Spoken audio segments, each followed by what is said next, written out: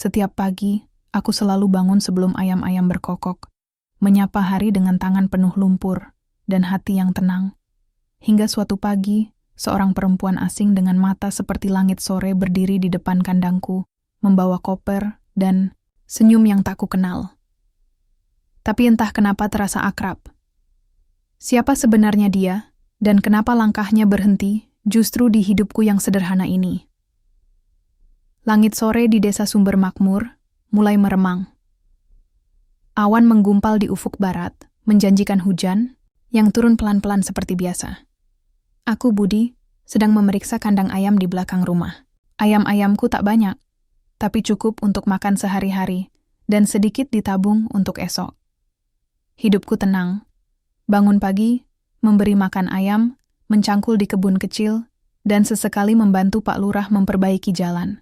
Tak ada yang istimewa, tapi aku suka seperti ini. Sunyi, damai, dan tanpa drama. Namun hari itu, hidupku berubah. Hujan tiba lebih cepat dari biasanya. Langit menumpahkan gerimis seperti menangis diam-diam. Aku berlari kecil ke depan rumah, memastikan semua pintu tertutup. Di kejauhan, di antara kabut dan rinai, kulihat seseorang berjalan tertatih menyusuri jalanan becek desa. Ia tampak kebingungan, bajunya basah kuyup, rambutnya kecoklatan dan panjang, terurai liar diterpa angin. Aku ragu, tapi langkah kakiku lebih cepat dari keraguanku. "Mbak Yu, mau kemana?" tanyaku, mendekatinya di bawah guyuran hujan. Perempuan itu menoleh. Matanya bulat, bening, tapi wajahnya pucat. Dia tampak asing. Bukan dari sini, bahkan bukan dari negeri ini. Suaranya lirih, dengan logat asing yang kental. Saya tersesat. Aku menatapnya sebentar. Jantungku berdetak lebih cepat dari biasanya. Bukan karena cinta pandangan pertama. Aku bahkan belum tahu siapa dia. Tapi ada sesuatu disorot matanya. Kesepian, kebingungan, dan ketakutan. "Ayo, ikut saya dulu. Nggak baik kehujanan di sini," kataku sambil membuka jaket dan menyampirkannya ke bahunya. Dia mengangguk lemah. Kami berjalan pelan menembus hujan, menyisakan jejak lumpur di jalanan tanah desa. Aku membawanya ke rumah Bu Sarti, satu-satunya warga desa yang bisa sedikit bahasa Inggris. Perempuan itu hanya diam, menatap sekeliling seolah baru sadar ia benar-benar jauh dari tempat asalnya. "Namanya siapa, Le?" tanya Bu Sarti padaku, setelah berhasil mengobrol sebentar dengannya. "Belum bilang, Bu. Tadi cuma bilang dia tersesat." Bu Sarti menoleh ke arah perempuan itu. "Name, please?" Ia tersenyum kecil. "Alexia. My name is Alexia." Alexia.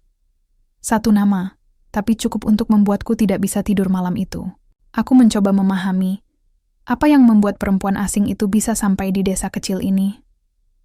Apa yang ia cari? Malam itu, desa sunyi. Tapi di dalam hati, entah kenapa, ada sesuatu yang terasa berbeda. Seolah ada angin baru yang meniupkan harapan, atau justru badai yang pelan-pelan datang. Aku belum tahu. Yang pasti, aku merasa hidupku tak akan lagi sama, dan aku belum tahu bahwa pertemuan itu bukan kebetulan. Bahwa Alexia datang membawa cerita panjang dari dunia yang tak pernah kuimpikan untuk kusentuh. Tapi malam itu, aku hanya tahu satu hal, hujan telah reda, dan seseorang telah berteduh di hatiku. Pagi di Sumber Makmur datang dengan kesegaran yang khas. Embun masih bergelantung di ujung daun singkong, dan ayam-ayamku sudah mulai ribut minta sarapan. Tapi pagi ini berbeda. Bukan suara ayam yang pertama kali ku dengar, melainkan langkah ringan dari depan rumah Bu Sarti. Aku mengintip dari balik pagar kayu. Di sana, Alexia sedang duduk di bangku panjang, memandangi sawah yang membentang di kejauhan. Rambutnya yang coklat dibiarkan tergerai, dan matanya masih membawa sisa lelah. "Ayam, kok berisik?" tanyanya pelan dengan senyum kecil. Bahasa Indonesianya masih patah-patah, tapi justru membuatku ingin tertawa. "Lapar, Mbak." Sama kayak saya kalau belum sarapan, jawabku sambil duduk di sebelahnya. Dia tersenyum, dan itu cukup untuk menghangatkan pagi yang masih dingin. Dari Bu Sarti aku tahu sedikit tentang Alexia. Ia datang dari Spanyol. Katanya, dia sedang berkelana atau mencari udara baru. Ia enggan membicarakan banyak hal tentang masa lalunya, tapi aku tidak memaksa. Aku tahu rasanya ingin diam saat dunia terlalu ribut untuk dijelaskan. Hari-hari berikutnya, Alexia mulai tinggal sementara di rumah Bu Sarti. Warga desa menatapnya dengan penasaran, tapi tidak ada yang berani terlalu dekat. Mungkin karena bahasa, mungkin juga karena kulitnya yang terang dan cara bicaranya yang berbeda. Tapi aku, entah kenapa, merasa dekat sejak pertama. Ia mulai ikut membantuku di peternakan. Awalnya hanya memegang ember, lalu memberanikan diri, memberi makan ayam. Terkadang tangannya kotor, bajunya penuh debu. Tapi ia tertawa. Bahkan ketika seekor ayam kabur dan membuatnya berlari keliling kandang. Lucu ayamnya, katanya dalam bahasa Indonesia yang mulai membaik. Tapi, kamu lebih lucu. Aku diam sebentar. Tak tahu harus menjawab apa. Mukaku mungkin merah, mungkin juga tidak. Aku tidak sempat bercermin. Alexia tidak hanya belajar bahasa dan kebiasaan desa. Ia juga mulai belajar masak dari Bu Sarti. Hari itu ia membuat nasi goreng, meski bentuknya lebih mirip nasi remuk dengan potongan bawang yang kebesaran. Tapi ia tertawa saat aku mencicipinya. Kamu, jujur ya, katanya waktu aku pura-pura suka. Tapi lidahmu bohong. Aku tertawa, keras kali ini. Setiap hari bersama Alexia seperti melihat dunia dari kacamata baru. Dia bertanya tentang segala hal. Tentang kenapa petani menanam padi saat bulan tertentu. Kenapa orang desa saling menyapa. Dan kenapa aku tidak pernah pergi ke kota? Bukannya penasaran dengan kota? Tanyanya saat kami duduk di pinggir sawah. Aku menggeleng. Aku lebih penasaran sama kamu. Dia terdiam, lama. Matanya menatap langit, lalu menghela napas. Aku juga masih penasaran. Sama diriku sendiri, katanya pelan. Aku tidak paham sepenuhnya, tapi aku tahu kalimat itu datang dari tempat yang dalam. Luka yang mungkin belum sembuh. Rahasia yang belum siap dibuka. Hari itu, Alexia membantu sampai sore. Ia pulang ke rumah, Bu Sarti dengan tangan kotor dan senyum yang tak pernah hilang. Aku duduk di bangku kayu dekat kandang, memandangi langit yang mulai jingga. Aku tak tahu apa ini cinta. Tapi kehadirannya membuat dunia kecilku terasa lebih luas. Namanya Alexia. Dan entah bagaimana dia mulai membuat sumber makmur terasa berbeda. Terasa hidup. Pagi itu, embun masih lekat di rerumputan.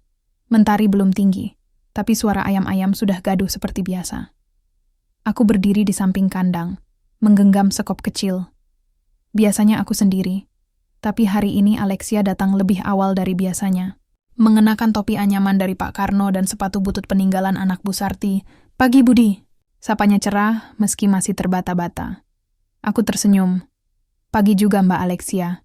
Dia cemberut. Sudah kubilang, jangan pakai Mbak. Namaku saja. Alexia.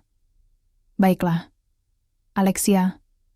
Ucapku agak canggung, tapi ada rasa hangat saat namanya keluar dari mulutku.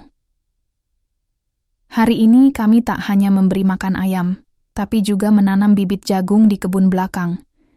Alexia bersikeras ingin ikut. Aku sempat ragu. Tangannya halus, kulitnya belum terbiasa sengatan matahari. Tapi ia bersikeras. Katanya, ia ingin tahu rasanya bekerja dari tanah, bukan dari layar. Aku pernah belajar agrikultur di sekolah, tapi semuanya teori. Katanya sambil menggali lubang kecil. Di sini, aku baru merasa nyata. Aku menoleh padanya. Matahari pagi menari di rambutnya yang kecoklatan. Senyumnya jujur, tangannya kotor. Tapi ada kilau semangat di wajahnya. Kalau begitu, kamu belajar sama ahlinya, kataku bercanda. Dia tertawa lepas.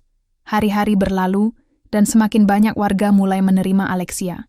Ia suka menyapa anak-anak kecil, membawa permen, dan bahkan ikut pengajian ibu-ibu meski belum paham isinya.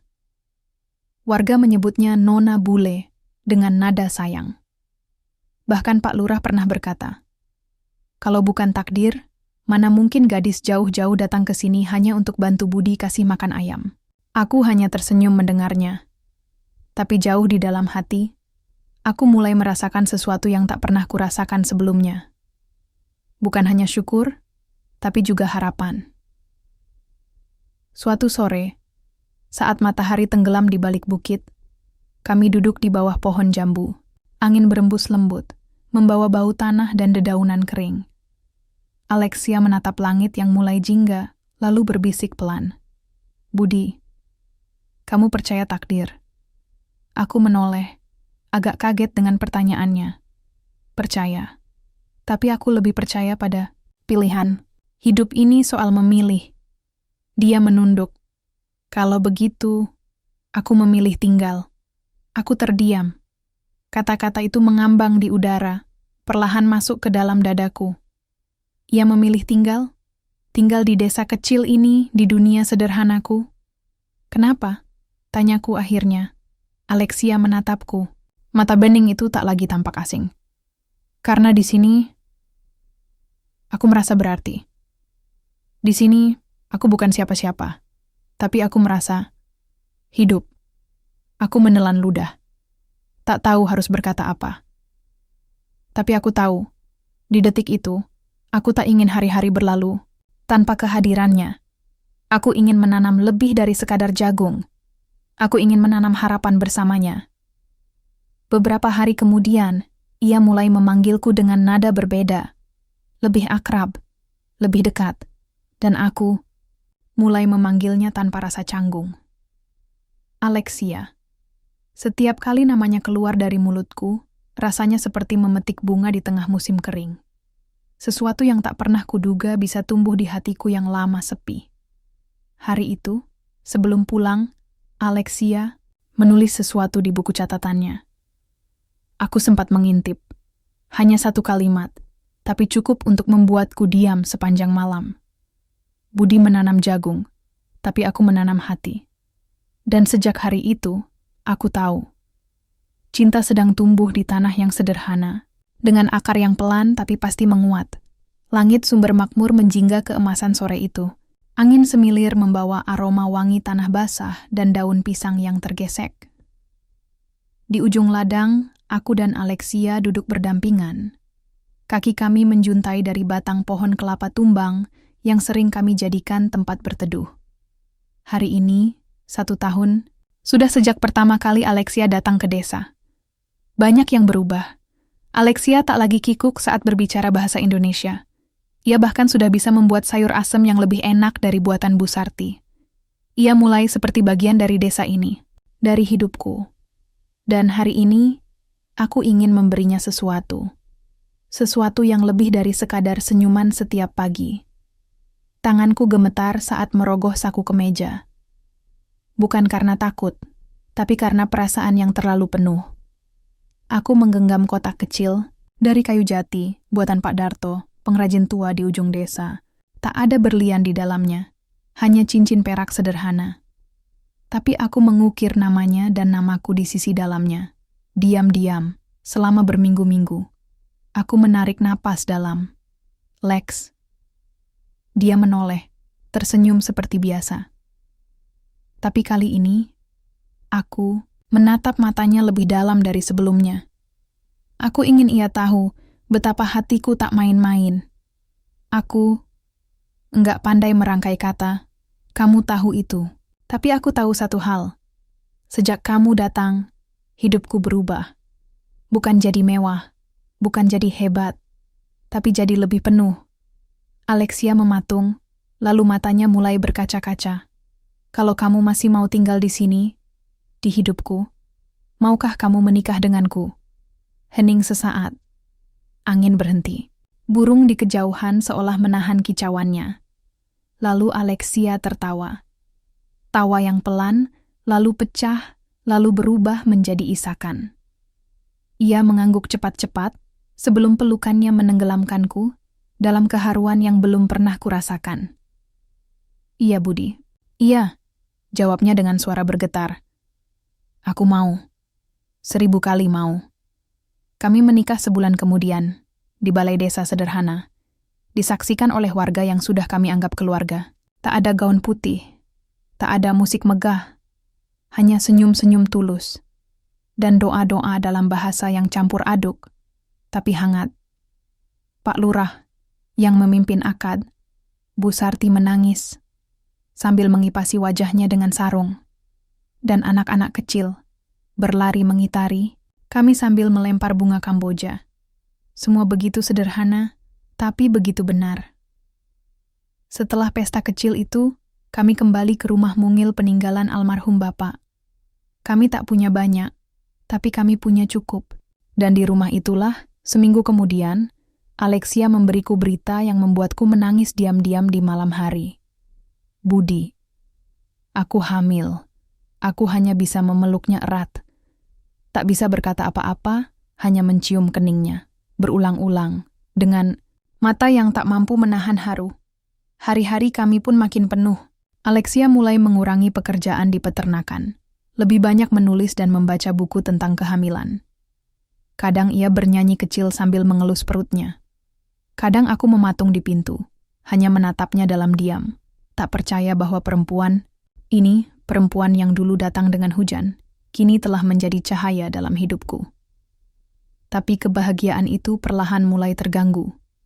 Surat-surat dari luar negeri mulai datang. Beberapa dari Spanyol, satu dari sebuah alamat di London.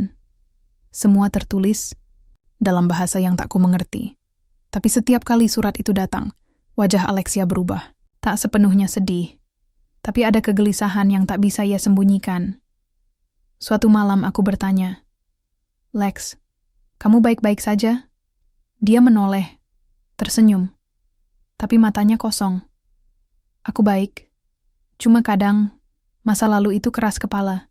Aku ingin bertanya lebih, tapi ku batalkan. Kupikir, cinta tak selalu harus mendesak. Kadang cukup duduk di sampingnya, memegang tangannya, dan menunggu ia siap membuka cerita. Yang belum ku tahu adalah bahwa cerita itu jauh lebih besar dari dugaanku. Dan langit sumber makmur yang selama ini teduh perlahan mulai menyimpan awan yang menggumpal gelap. Hari-hari berlalu dengan cepat. Kehamilan Alexia memasuki bulan ke-5. Perutnya semakin membulat, dan langkahnya mulai melambat. Tapi senyumnya masih sama. Ia tetap bangun pagi untuk menyeduh teh, menyapu teras sambil bersenandung, dan duduk di bangku belakang rumah saat sore menjelang. Aku pikir, hidup kami sudah menemukan iramanya. Tapi, sejak surat-surat dari luar negeri datang lebih sering, aku mulai merasakan sesuatu yang berbeda. Ia lebih sering termenung. Pandangannya kosong, dan terkadang ia menangis diam-diam saat ia pikir aku tertidur. Suatu sore, aku memergokinya sedang menelepon diam-diam di belakang rumah. Ia berbicara dalam bahasa asing yang tak ku mengerti, tapi nada suaranya keras, seperti sedang menahan amarah. Saat ia sadar aku mendekat, ia buru-buru mematikan ponselnya. "Kamu bicara sama siapa?" Tanyaku pelan. Alexia tersenyum, terlalu cepat. "Teman lama. Cuma masalah kecil." Aku mengangguk, tapi dada ini tak tenang. Malamnya, saat kami makan malam, aku mencoba membuka obrolan. "Lex, kamu tahu, kamu bisa cerita apa saja. Aku mungkin enggak pintar, enggak tahu bahasa-bahasa itu, tapi aku bisa dengar." Dia berhenti mengunyah, menatapku, lama, lalu menaruh sendoknya pelan-pelan. "Budi, ada sesuatu yang harus kamu tahu." Napasnya bergetar, matanya mulai berkaca, tangannya gemetar saat meraih tanganku. Aku bukan hanya gadis Spanyol yang jatuh cinta sama peternak ayam. Aku adalah pewaris dari keluarga pemilik perusahaan peternakan terbesar di Eropa. Perusahaan keluargaku punya cabang di banyak negara. Aku tumbuh di tengah kemewahan, dikurung oleh jadwal, rapat, dan kamera. Aku diam. Dunia seolah berhenti berputar. Aku lari dari semua itu. Aku kabur dari Eropa, tanpa bilang siapa-siapa. Aku cuma ingin hidup tenang. Aku datang ke Indonesia, bukan hanya karena cinta. Awalnya aku datang karena lelah, tapi aku jatuh cinta di sini. Sama kamu, sama desa ini. Kata-katanya mengguncangku. Aku merasa seperti tertampar oleh kebenaran yang terlalu besar. Ternyata dunia Alexia jauh lebih luas dari apapun yang bisa kubayangkan. Ia bukan hanya perempuan asing yang tersesat di desa kecilku. Ia adalah seseorang yang hidupnya pernah berdiri di atas panggung besar dunia. Apa kamu bohong selama ini? Tanyaku akhirnya. Suara parau. Tidak. Jawabnya cepat. Satu-satunya yang benar adalah cinta kita. Aku tak pernah bohong soal perasaanku, tapi aku takut. Takut kamu akan pergi kalau kamu tahu siapa aku. Aku menunduk. Napasku berat. Rasanya seperti ada dinding besar yang tiba-tiba berdiri di antara kami. Aku cuma Budi, peternak ayam. Kamu datang dari dunia yang aku bahkan nggak ngerti. Alexia menggenggam tanganku lebih erat. Justru itu. Aku ingin menjauh dari dunia itu. Aku ingin membangun sesuatu di sini. Aku ingin kita mengembangkan peternakan ini. Kita bisa lebih besar. Kita bisa bantu desa. Kita bisa... Aku menarik tanganku, perlahan. Berdiri. Maaf, Lex. Tapi aku nggak ingin besar. Aku hanya ingin cukup. Dan malam itu, untuk pertama kalinya sejak kami menikah, aku tidur membelakangi Alexia. Bukan karena aku marah, tapi karena aku bingung. Apakah cinta bisa tetap tumbuh kalau akarnya tertanam di tanah yang berbeda? Di luar, langit mulai hujan. Sama seperti malam saat Alexia datang ke hidupku. Tapi malam ini, hujannya dingin. Dan yang mengguyur dadaku adalah rasa takut kehilangan. Sejak malam itu, rumah kami jadi sunyi. Bukan karena tak ada suara, tapi karena ada kata-kata yang tertahan di antara kami. Alexia tetap memasak, tetap menyapa pagi dengan senyuman. Tapi senyum itu tak lagi hangat. Seolah ia mencoba berpura-pura bahwa semuanya baik-baik saja. Padahal, kami tahu, tidak, aku menghabiskan lebih banyak waktu di peternakan, menyibukkan diri, mengatur pakan, memperbaiki kandang, dan mulai kembali menanam sayur di kebun belakang. Padahal biasanya kami melakukan itu berdua. Kini, hanya ada aku dan sepi. Sampai suatu hari, Alexia menyusulku ke kandang ayam. Ia membawa sebuah map besar berisi rencana. Ada gambar denah peternakan modern, daftar peralatan, bahkan koneksi distribusi ke kota besar. Budi, katanya sambil membuka map, kalau kita mau, kita bisa lipat gandakan hasil panen dalam waktu setahun. Aku punya teman yang bisa bantu investasi. Kita bisa bangun kandang tertutup, sistem otomatisasi pakan, alat pengatur suhu. Aku menatapnya lama, lalu menutup map itu pelan. Kenapa kamu ngotot sekali, Lex? Karena aku tahu potensimu. Potensi tempat ini. Kita bisa mengubah sumber makmur. Bisa bantu warga. Bisa buka lapangan kerja. Jawabnya cepat. Matanya berkilat penuh semangat. Tapi aku nggak butuh jadi besar. Aku hanya ingin hidup tenang, Lex. Kita sudah cukup. Tidak, Budi. Kamu hanya berpikir kecil, karena belum pernah tahu rasanya berpikir besar. Kalimat itu menghantam dadaku seperti batu. Napasku tertahan. Aku menatapnya. Tatapanku dalam, tajam, tanpa emosi. Dan kamu belum pernah tahu rasanya. Cukup, ucapku perlahan. Alexia terdiam. Mulutnya terbuka, tapi tak ada kata yang keluar. Matanya mulai basah. Aku lari dari hidupku yang glamor, karena aku muak hidup penuh tuntutan. Tapi kamu malah ingin membawa itu semua ke sini. Aku hanya ingin kita punya masa depan, isaknya. Kalau masa depan yang kamu mau adalah gedung dan mesin, mungkin aku bukan bagian dari rencanamu. Jawabku dingin. Alexia menunduk. Bahunya berguncang.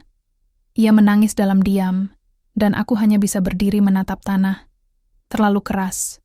Kepala untuk memeluknya, terlalu sakit hati untuk berkata maaf. Malamnya, ia tidur lebih awal, di ranjang yang sama, tapi terasa berjauhan seperti dua benua. Aku tak bisa tidur. Kupandangi langit-langit rumah, berharap malam bisa cepat habis. Keesokan paginya, saat aku bangun, dapur kosong. Tidak ada aroma teh. Tidak ada suara sendok beradu. Tidak ada suara langkah ringan yang biasa mengiringi pagi-pagiku. Aku mencari ke belakang. Tak ada. Ke kamar mandi. Kosong. Lalu aku melihat kertas kecil di meja makan. Tulisan tangan Alexia. Lembut. Rapih. Budi. Aku butuh waktu. Untuk menenangkan hati. Bukan untuk pergi, tapi untuk mengerti apa yang kita perjuangkan. Aku akan kembali. Tapi saat aku kembali, aku ingin kamu siap untuk berbicara. Bukan hanya tentang cinta, tapi tentang hidup. Jangan cari aku, jaga anak kita, Lex. Tanganku bergetar memegang kertas itu. Untuk pertama kalinya, aku menangis. Bukan karena marah, tapi karena sadar. Aku terlalu keras memegang prinsip, sampai tak menyadari bahwa cinta tak bisa tumbuh hanya dengan kesederhanaan. Juga butuh kompromi. Di luar, ayam-ayam berkokok seperti biasa. Tapi pagi ini terasa hampa. Dan aku berdiri sendirian di ladang, di tengah tanah yang dulu kami tanami harapan. Kini, hanya ada retakan. Dan aku tak tahu, apakah cinta bisa tumbuh kembali dari celah itu. Hari-hari setelah kepergian Alexia terasa sunyi, lebih dari sekadar sepi. Tanpa suaranya di pagi hari, tanpa langkahnya di halaman, rumah kami seperti kehilangan jiwanya. Aku menjalani rutinitas seperti biasa, memberi makan ayam, membersihkan kandang, menyirami kebun, tapi semuanya terasa hampa. Seperti berjalan tanpa arah. Beberapa tetangga mulai bertanya, "Kemana bule cantik itu, Budi?" Aku hanya menjawab singkat, "Pergi ke kota sebentar." Mereka mengangguk. Beberapa percaya, beberapa hanya tersenyum, penuh tanya. Malam-malam ku lalui dengan menatap langit, berharap kabar. Tapi tak ada telepon, tak ada surat, tak ada pesan. Yang tersisa hanya kata-katanya di kertas kecil itu. Kata-kata yang terus kuputar di kepala. Aku ingin kamu siap untuk berbicara bukan hanya tentang cinta tapi tentang hidup. Itulah yang membuatku merenung lebih dalam. Mungkin aku terlalu cepat menutup diri. Mungkin aku takut karena dunia Alexia begitu jauh, dan aku merasa akan kehilangan arah jika mencoba mendekat. Tapi, bukankah cinta memang tentang bertemu di tengah? Satu malam, aku membuka kembali map berisi rencana peternakan yang dulu kutolak mentah-mentah. Di sana ada grafik, ide pemasaran, bahkan rancangan kandang modern yang tetap menjaga ruang hijau. Saat ku baca dengan hati yang tak lagi defensif, aku melihat hal lain. Ini bukan sekadar ambisi. Ini adalah cinta dalam bentuk lain. Ia ingin mengembangkan hidup kami. Ingin membawa kebaikan bukan hanya untuk kami, tapi untuk desa ini. Dan ia mencoba melakukannya lewat cara yang ia tahu. Aku merasa bersalah. Keesokan harinya, aku mulai berubah. Perlahan. Aku meminta bantuan Pak Darto dan beberapa pemuda desa untuk mulai memperbaiki gudang tua di samping kandang. Kami tak langsung membangun besar-besaran, tapi aku mulai menyusun ruang pakan yang lebih efisien, dengan ventilasi yang lebih baik. Aku juga mulai belajar dari buku-buku milik Alexia, tentang peternakan berkelanjutan, tentang pemasaran hasil ternak, tentang manajemen skala kecil. Dan yang terpenting, aku mulai menulis surat, bukan satu, tapi beberapa. Setiap malam aku menuliskan isi hatiku. Kutaruh dalam kotak kecil yang kubuat sendiri. Aku tak tahu kapan Alexia akan kembali. Tapi jika ia datang, aku ingin ia tahu bahwa aku mencoba. Hingga suatu pagi saat kabut, belum sepenuhnya hilang dari bukit, suara sepeda motor terdengar dari kejauhan. Aku berdiri di depan rumah, dan jantungku berdetak lebih cepat dari biasanya. Dia datang. Alexia turun dari ojek dengan rambut terikat dan wajah lelah tapi bahagia. Ia membawa ransel dan perutnya yang kini lebih membulat dari sebelumnya. Tapi yang paling menenangkan adalah senyum itu. Senyum yang seperti pulang. Kami saling menatap dalam diam. Hanya suara angin dan koko ayam yang mengisi celah di antara kami. Aku nggak pergi untuk meninggalkanmu, Budi, katanya akhirnya. Aku tahu, jawabku pelan. Ia menunduk. Aku cuma takut cinta kita nggak cukup kalau kita saling menarik ke arah yang berbeda. Aku melangkah mendekat. Cinta, itu bukan soal siapa yang harus ikut siapa, Lex. Tapi soal siapa yang rela melangkah setengah jalan. Aku mengeluarkan map dari balik bajuku. Map itu, yang dulu kututup tanpa membaca, kini sudah penuh coretan dan tambahan. Aku baca semuanya. Aku pelajari, dan aku siap. Alexia memandangku, terkejut. Air matanya tumpah tanpa bisa ia tahan. Aku mendekapnya pelan, menyentuh perutnya, dan berbisik, "Maafkan aku, karena butuh kamu pergi dulu baru aku sadar." Ia menangis di bahuku. Tangannya menggenggam erat bajuku, seolah tak ingin lepas lagi. Hari itu kami duduk berdua di teras rumah, berbicara panjang tentang masa depan. Bukan dengan nada tinggi, bukan dengan rasa takut, tapi dengan hati yang saling mendengar. Kami berjanji, tak akan ada lagi yang pergi tanpa bicara. Tak akan ada lagi keputusan sepihak. Tak akan ada lagi aku dan kamu, hanya kita. Dan saat senja turun perlahan di desa Sumber Makmur, aku tahu, kami telah menyemai ulang cinta kami. Kali ini, di tanah yang lebih subur, di hati yang lebih siap untuk tumbuh bersama. 3 bulan setelah Alexia kembali, rumah kami tak lagi sama. Tapi perubahan itu bukan membuatnya asing, justru menjadikannya lebih hidup. Setiap sudutnya dipenuhi semangat baru, perpaduan antara cinta yang matang dan harapan yang disusun ulang. Gudang lama telah berubah menjadi ruang pengolahan pakan sederhana. Kandang ayam tak hanya lebih bersih dan luas, tapi juga tertata rapi. Bahkan, kami mulai mengolah pupuk dari kotoran ayam untuk dijual ke petani sekitar. Semua terjadi pelan-pelan, tanpa paksaan, tanpa ambisi membabi buta, hanya langkah-langkah kecil yang kami ambil bersama. Aku tak lagi takut dengan mimpi-mimpi besar. Karena aku tahu, selama aku berjalan beriringan dengan orang yang kucintai, tak ada yang terlalu jauh. Dan Alexia, ia pun berubah. Ia belajar berbicara bahasa Jawa, sedikit demi sedikit, tertawa dengan warga desa, bahkan ikut memasak untuk acara hajatan.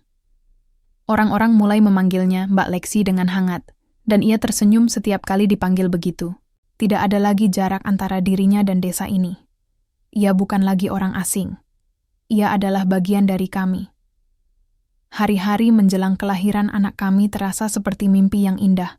Setiap malam, aku berbicara pada perut Alexia, menyanyikan lagu-lagu masa kecilku, dan membayangkan bagaimana rasanya menjadi seorang ayah.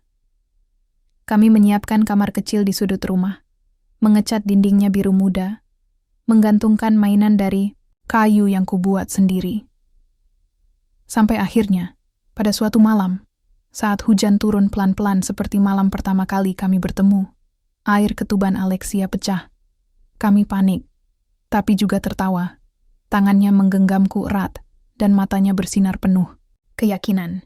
"Waktunya kita jadi orang tua," katanya dengan napas terengah.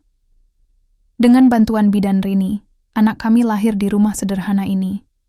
Seorang perempuan mungil, merah dan keras menangis, tapi sehat dan sempurna. Saat aku menggendongnya untuk pertama kali, dunia seolah berhenti sebentar. Semua rasa lelah, cemas, dan takut lenyap digantikan oleh rasa syukur yang tak bisa dilukiskan. Kami menamainya Sari Amora, sebuah nama yang kami pilih bersama. Sari dari bahasa Indonesia, artinya inti, esensi. Dan Amora dari bahasa Spanyol, berarti cinta yang manis. Anak kami adalah esensi dari cinta itu. Tumbuh dari perbedaan, tapi lahir dalam satu rumah. Malam itu, setelah semuanya tenang, aku duduk di teras rumah, menatap langit. Di sampingku, Alexia menyusui Sari sambil tersenyum mengantuk. Aku menghela napas panjang. "Terima kasih, Lex," bisikku. "Untuk apa?" Tanyanya pelan. "Untuk datang. Untuk bertahan. Untuk mengajari aku bahwa cinta bukan tentang siapa yang benar, tapi siapa yang mau saling belajar." Ia menyandarkan kepala di pundakku. "Kita akan terus belajar, Bud, bersama." Dan saat fajar menyingsing di desa Sumber Makmur, dengan ayam-ayam yang mulai berkokok dan embun yang menetes dari daun-daun pisang, aku tahu satu hal. Hidup sederhana tidak berarti kecil. Cinta yang besar tidak selalu butuh panggung yang megah. Karena di rumah kayu, di tengah peternakan ayam, dan di pelukan keluarga kecilku, aku telah menemukan dunia yang utuh.